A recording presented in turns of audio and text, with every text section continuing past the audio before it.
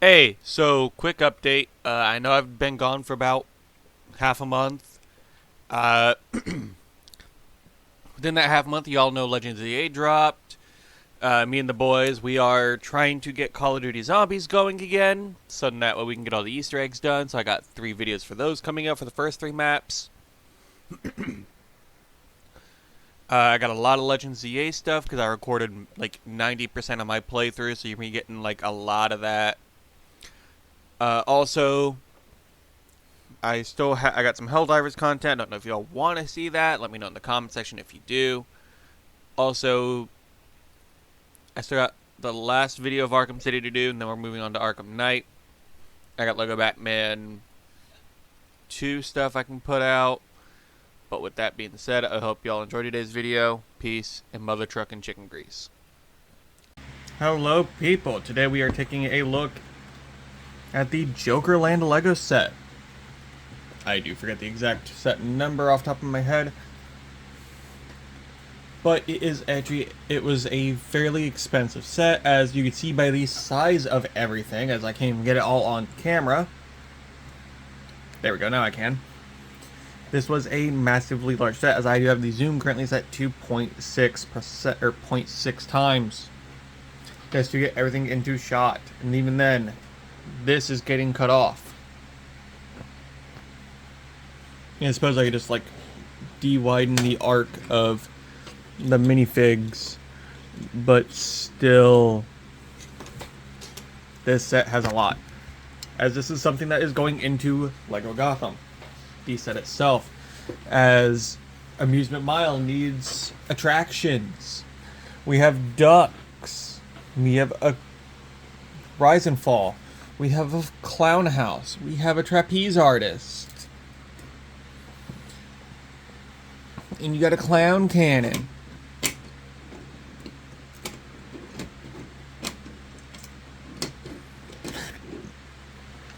With that being said, I am going to go ahead and zoom back into 1x, and we are going to take a look at the minifigures.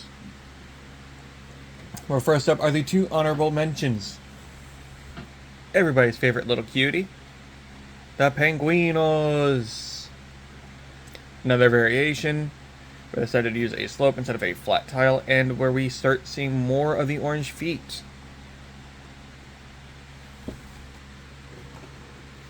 And I think this was more inspired by Lego Batman 3, or vice versa. This inspired something in Lego Batman 3, even though it was just shattering teeth in Lego Batman 3. But we have a decoy for Joker, basically a wind-up toy that he would remote control via this antenna here, that has essentially a hopping action because of how the connector pin works.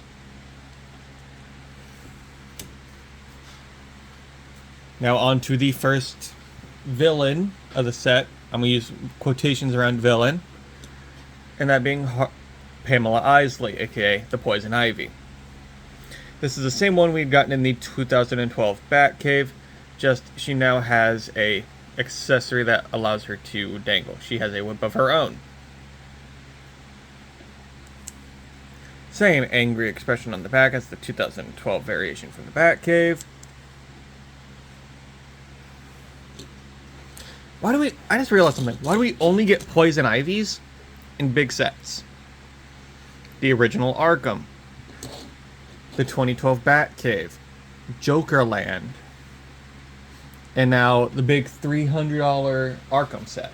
We've only gotten Poison Ivies in Batcaves and Arkhams. Oh yeah, and then there's that one mech suit. It's also like a buku amount of money right now. Up next, we got someone who's renting out part of the Amusement Mile, that being Mr. Oswald Cobblepot. I believe this is an exclusive minifigure to the set. I very well could be mistaken, as the more standard Lego Penguin umbrella is now just a brown axle with the black dish. But all in all, a very great figure. I do like how on this head print you do get to see through the monocle, which I think is a nice touch compared to like the 2006 version, which is a reflective monocle. Up next we have Harley, who is sporting something a bit more skimpy, but however, I think this is more of when Lego was more trying out different costumes that she's had over the years, as this is a lot more akin to the Kaylee Cuoco Harley Quinn show outfit, I would assume, but this was made well before then. The Harley does have an angry expression, but I do like the essentially eyeshadow to make the domino mask kind of effect, as her mallet has no printed or stickered pieces and is completely brick built. Finally, for the villain sides of things, we have the Clown Prince of Crime, who I believe is supposed to be holding a radio of some sort, but I have him holding a pie. Because do you like pies, viewer? Because I think they're going to like you. As you see, this is the one that they used for Dimensions, as he does not have the detail that makes him the Arkham Games variation, as he doesn't have his signature wilting flower. And no, while this is the Dimension suit, I think they reused it from this set specifically. As we're going to talk about Dimensions for a second, starting off with the hero's side, you have the Robin that appears in the opening cutscene to LEGO Dimensions, also being the Dick Grayson 2003 Teen Titans Robin, using the Tim Drake head, using essentially, I think what they could have probably gotten away using for Kai's hairpiece from Ninjago. Hi, 2-Bit. As he's holding two black staffs, as he does have a flowy yellow cape. Well, you can't really have a Robin without a Batman. I think this is more of the Snyderverse look, because I think at the time the Snyderverse sets were out at the time, and they just reused this Batman in the set. You get the dual molded legs, get the angry and the stern looks, and you have a very detailed armor plating, as well as the Snyderverse bat symbol. Now to two very exclusive figures to set, and it's part of what makes this set so expensive to get secondhand. Beast Boy and Starfire. Beast Boy, as he also comes with a green snake in this set that you can turn him into, uses sort of a elvish hairpiece here to give him his signature green pointy ears, as he also has his I'm ready to do some business. But you also have a confused face from what it looks like, as he's sporting his Doom Patrol uniform costume, which also appeared in the 2003 Teen Titans. As now we have Coriander, aka Starfire, appearing with her Teen Titans 2003 costume, sporting more of a comic accurate head with the pure green eyes, which I think was actually a good move by LEGO, because I don't think doing the black eyes would have done Starfire justice. And I just gotten a crap ton of extra green studs, so I just made her this makeshift, like, flying effect. So I think this is before we started getting all the effects and everything. Get down, baby boy. Okay, now that we've gone through the minifigures, let's start looking at the attractions.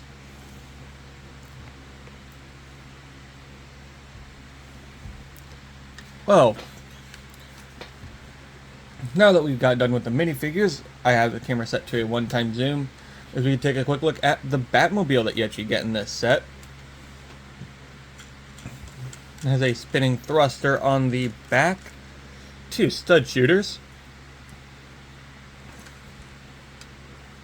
a removable top to access the interior with a stickered windscreen piece, but no controls. And you do have the signature round front, but you also have a gimmick. You see these two Technic pins for that line up Joker here. But Joker and Harley, but Joker and the Bot. You get missiles, actually in solid black, which I think works really nicely. And this isn't on a hairpin trigger set. You actually have to push these in all the way.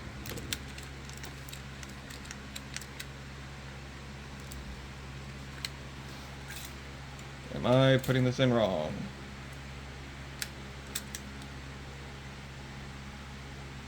Yeah, I have it pushed in a little bit, and then I get down to the studs, even it out. That's when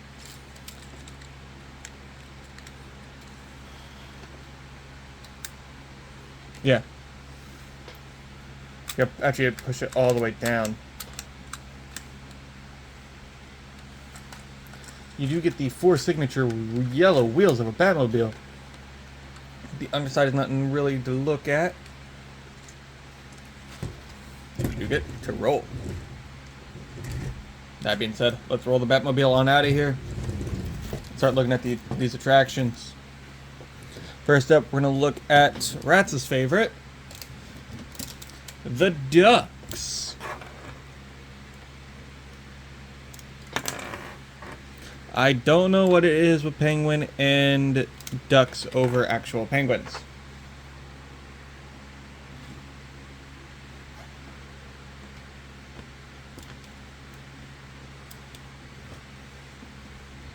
This is your typical cycling duck, like Ferris wheel in a sense.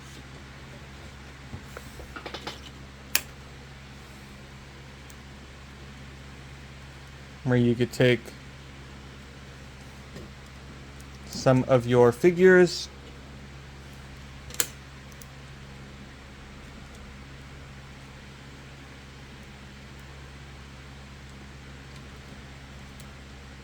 set them in.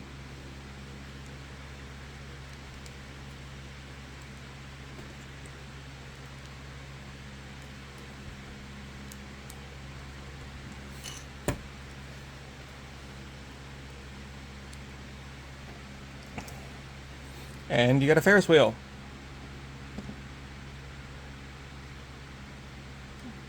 Of death. There are sharks. Pulling these guys out. You do actually get 3 sets of handcuffs for the minifigs here, as Batman is supposed to be coming to rescue the Titans. As you also know, Bruce is not gonna let Dick live that one down.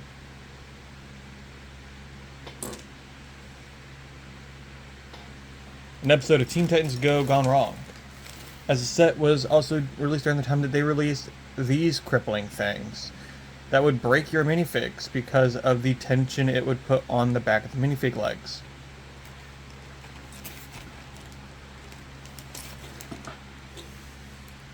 As there is actually a spot for Oswald to stand up here.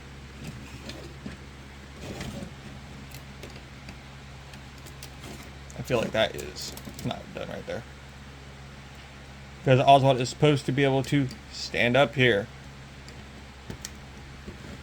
and you're supposed to be able to see him as you turn this knob in the back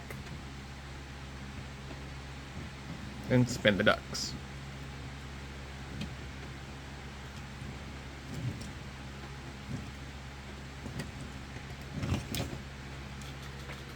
Like, I'm sure you could hook that up to a Lego motor with enough tooth to gear ratios to have that be on a slow roll.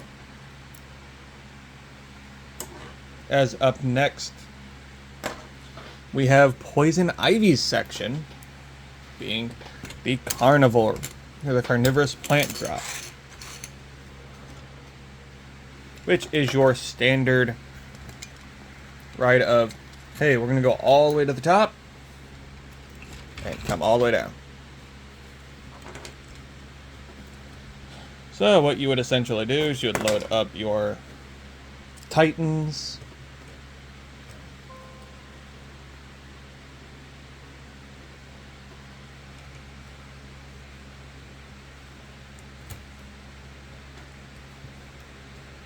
Use the handlebars to latch them into place. Raise them up. And you would let it fall. However, to essentially put them into sort of a sense of fear, you would, because how they designed this, the carnivorous plant here actually acts as a stopper, to where right here you could actually go ahead and put poison ivy, if she would bounce, right here in the mouth. I think something happened with this top one. Yeah, because she's supposed to fit perfectly right there, like that.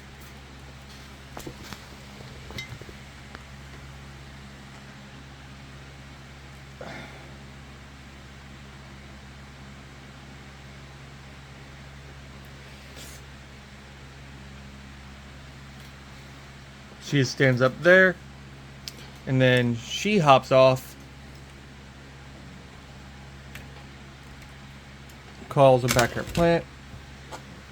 She's able to swing down, and they Titans fall to their doom.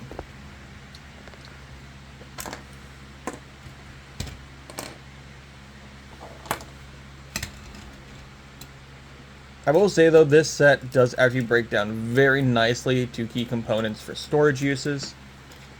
That's actually very nice. Up next is probably going to be a lot of people's favorite sections because of this character has been getting a lot of love lately, and that is Harley Quinn's section.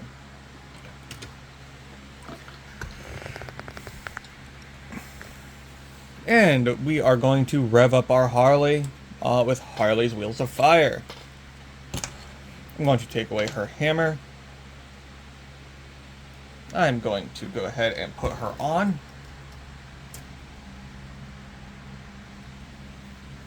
And then we take our Bat Brat, as she would call him. Attach him underneath.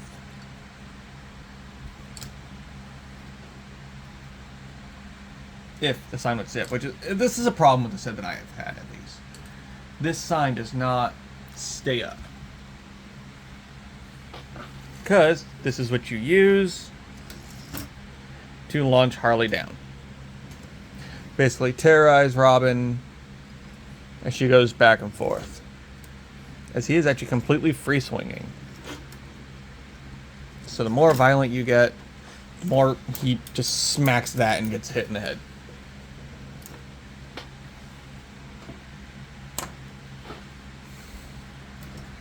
Or you could just straight up go, you know what, Mr. J?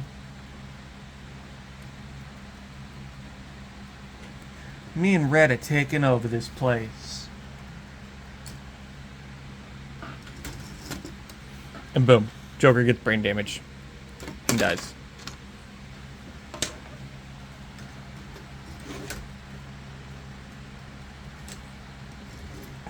Again, this part of the set, it has a lot of good playability with it, just it has a problem with the Technic components.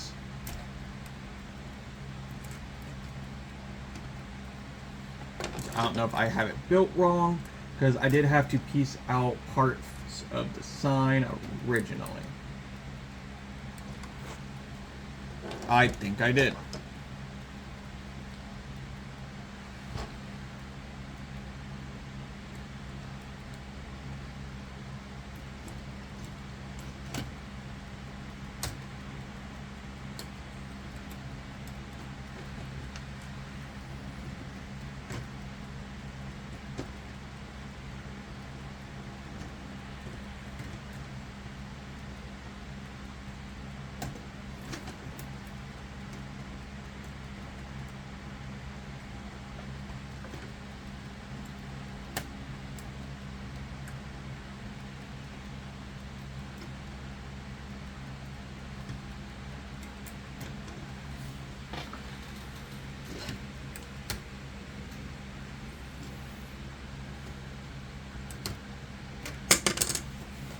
Yep.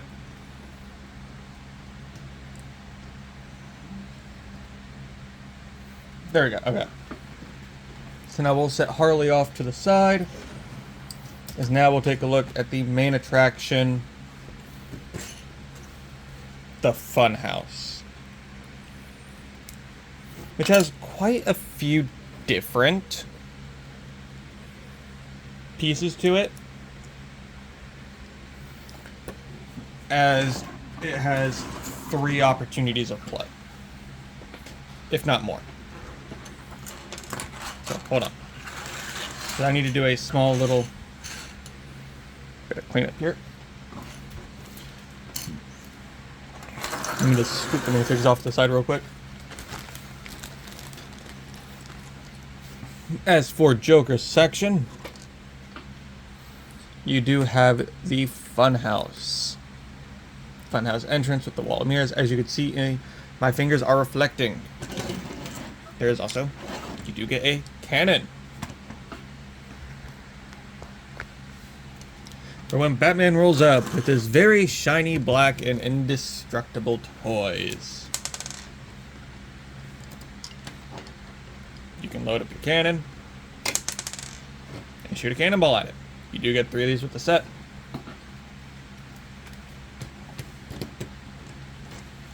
The Shoot-O-Matic, as it is called. No tires though, which is kind of saddening. You do get a tank of acid. Mini kit not included. Or well, it is a toxic tank, as it does say on the side very clearly.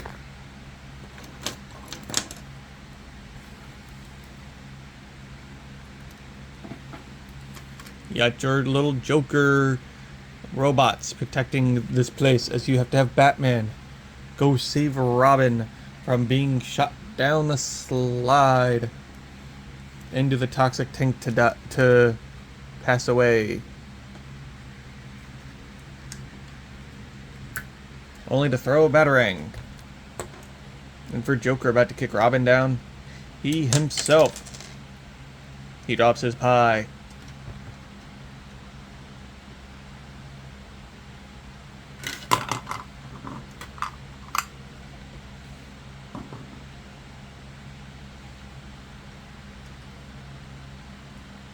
For Joker to drop his pie.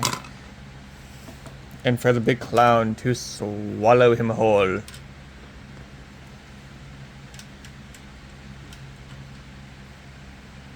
Oh, I broke his tongue. But yeah, the tongue is literally its own piece, because you're meant to like lift it back. And then launch a character down into the toxic tube. Which she does have Grieveling on the inside.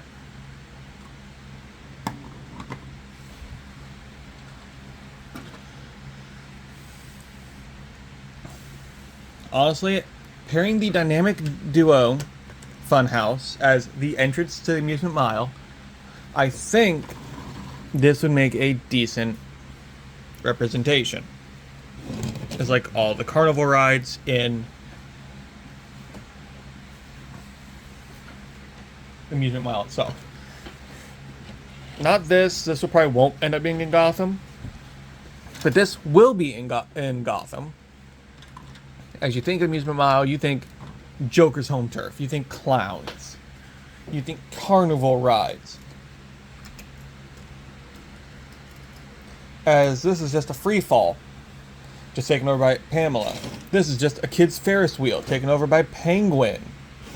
Like, it is easily it could be turned into an actual amusement park.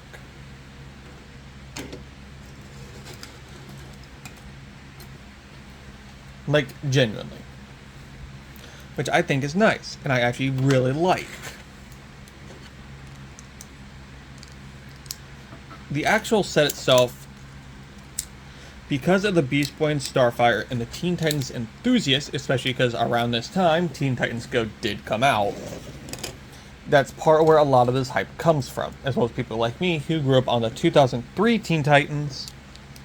This is like a set for them that they want to get their hands on, to get themselves a set of the Lego Titans. Now, Cyborg was vastly mass-produced, while not in his silver and blue, but he does have his original comics appearance as a Titan in the Lego DC Superheroes CMF series.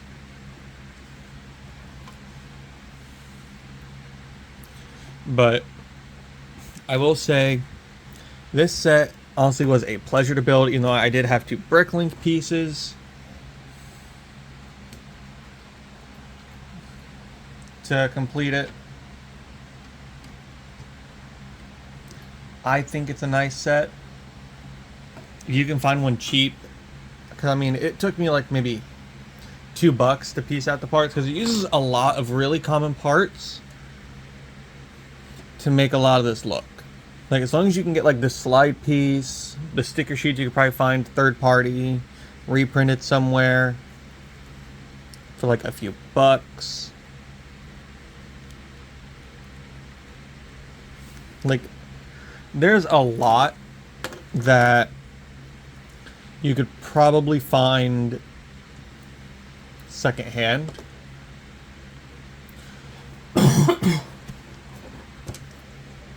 Incomplete, and then piece it out. I mean, I bought mine secondhand pieced, and it only really took me 1 bricklink order. But then again, that's because I got lucky with that part of it. Another feature that I forgot to show off: the clown eyes do move. The bow tie, when you don't have the tongue out, the bow tie does spin.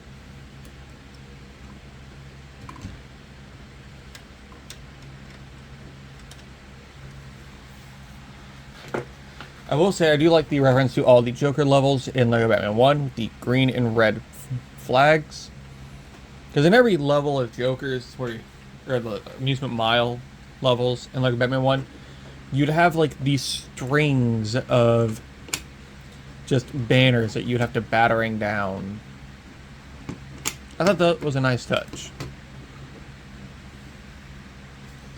But with that being said, I do actually enjoy this set a lot.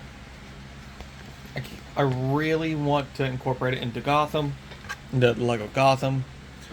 The only problem would be trying to figure out how to make it more modular, besides putting it on a raised platform of 32 by 32 on a base plate, which I might have to do that with the new Arkham. Take its base plate out and redo the bottom.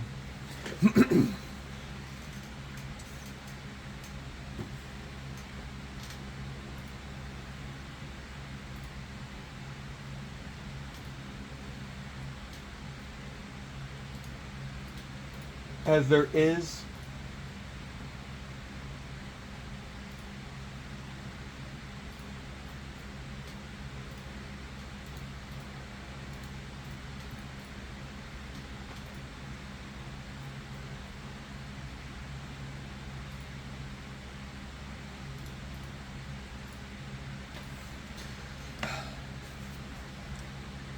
I have an idea for what I want to do to incorporate this into Lego Gotham.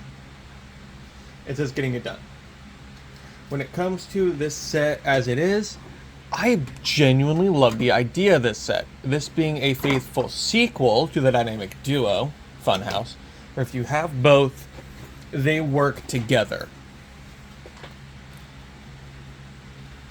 Because with the dynamic duo Funhouse having the tickets booth, essentially right here, it acts as an entryway into Amusement Mile.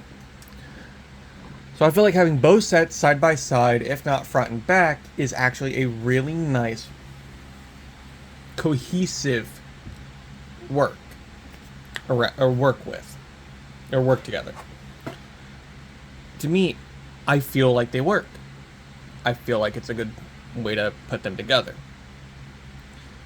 So that being said, this is going to be the end of my official review of LEGO DC Superheroes Jokerland. I hope you all have enjoyed. And remember, I am Omega.